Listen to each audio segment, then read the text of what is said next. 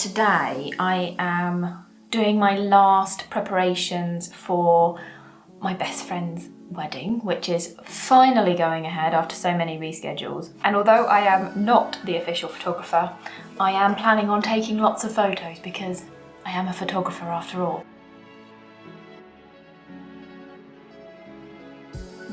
And so I wanted to take you through some of the camera choices that I've made and film choices. So I am taking my Instax and I have set aside some of the monochrome.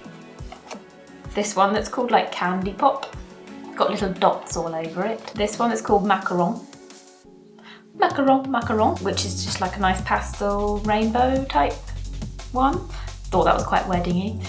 And then I might take some plain as well, but that might be overkill because that will be 40 shots. So then in 35mm, I am taking the Canon EOS 1000 FN with a 50mm lens. This is a 50mm 1.8. And the reason I've chosen this one is that it's really easy to use. I would probably be shooting this in aperture priority at the wedding just for the ease and the quickness. And the metering on this is really good. So this felt like an excellent choice for a wedding where I don't really know what's gonna be happening. So I've ordered myself some Cinestill 800T, which I have to admit I've never shot before. I'm going with, this is my chance to be experimental. I mean, I've never seen anyone shoot a wedding on Cinestill 800T, and as I'm not the official photographer, I have the freedom to experiment. So I've got 800T, I have T-Max P3200 for the evening. So I've got some Northern Film Labs Kodak Vision 3 50D. If it's a really sunny day and we're outside, I might load that up. So again, Kodak Vision 3, but this one is 500T. So similar to the Cinestill one. A roll of Portra 400, I mean classic, so you know, not so weird there. Kodak Vision 3 250D.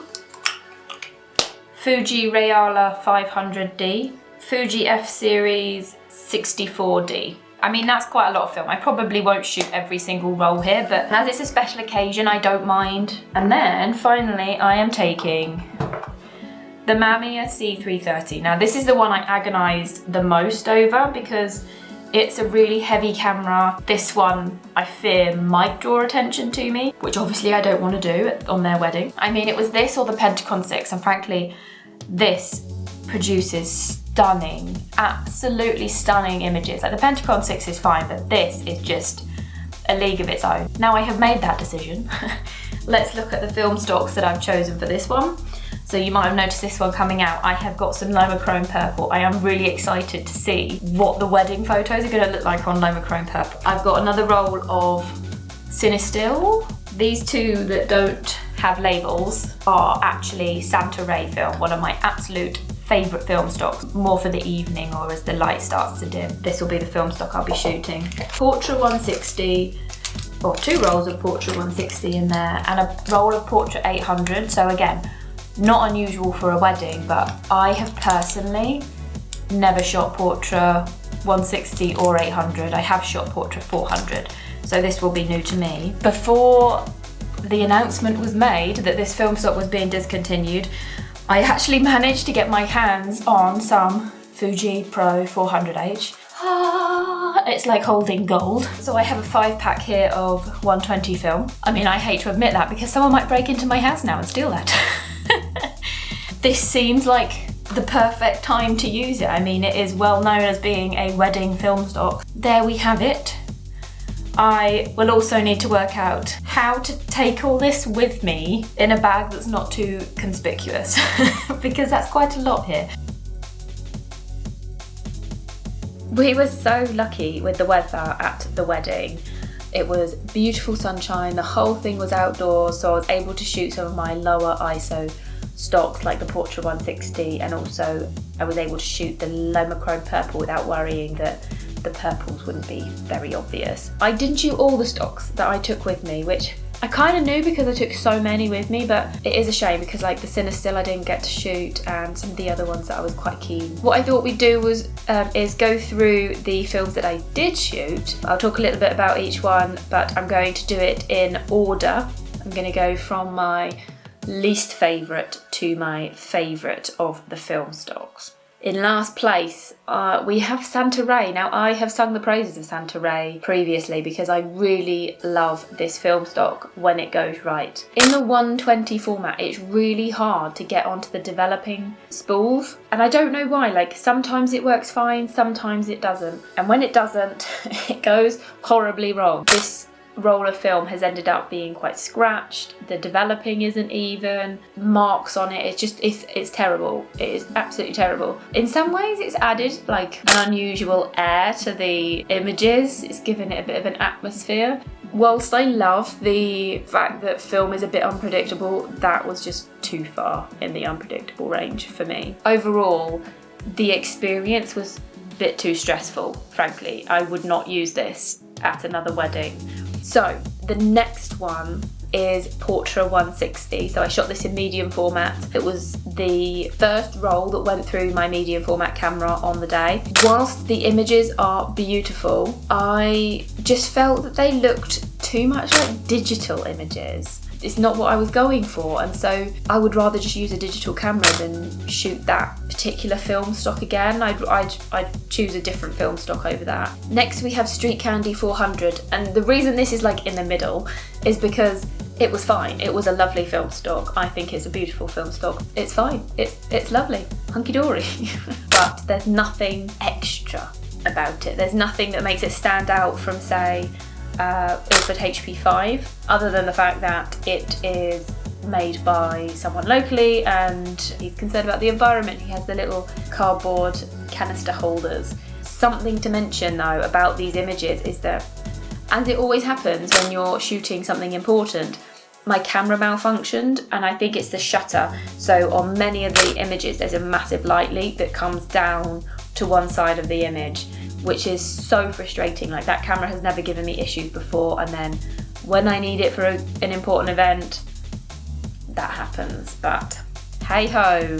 Okay, next we have Kodak Vision 3 250D, which was spooled by Northern Film Lab. So this is a cine film and it has a Remjet layer. Personally, I loved the look of this. I think it's on par with Portra 400, but the reason that this one comes just below Portra 400 is because it's got the Remjet layer, and therefore it took longer to process. It cost me a bit more to get processed, and the roll itself I think cost a little bit more. So then Portra 400, I mean, what can I say about this? That classic film look, the slight graininess, the wonderful colours. I just loaded it as we went in for the meal, and then I used it as we were coming out, getting ready for the disco, because they had an outdoor marquee disco. So the sun was coming down, the lovely lighting was going up around the venue. It just performed brilliantly. It was gorgeous, and I love these images. I have never shot Kodak T-Max P3 200 before, but I loved this. I loved how gritty and grainy it was.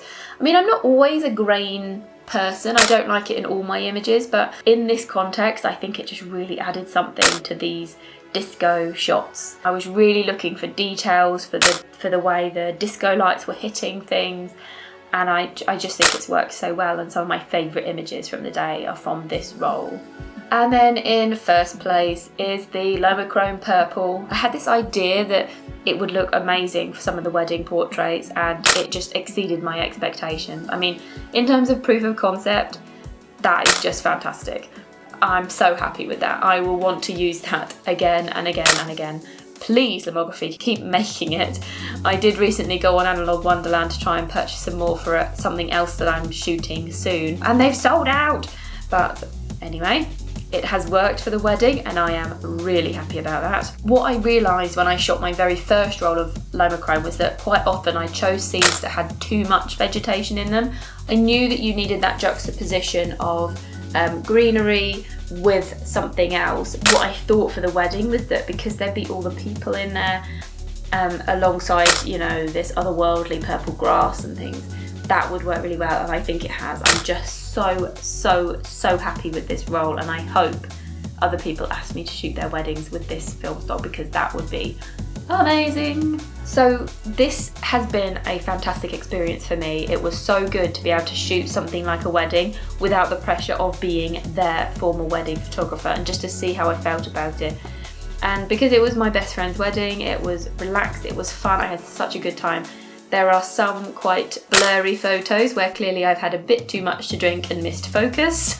There are some images that completely didn't work, but I don't think any wedding photographer has a completely successful whole range. You know, there are some that you're not going to share with the client. And of course, one of the standout points of this wedding was that I met Tom Humble from Tom Humble Photography, who was their actual wedding photographer and who I didn't realise is in the film community. He has his own YouTube channel, go and check him out. And he had brought along his large format camera when he went to do some portraits with my friends.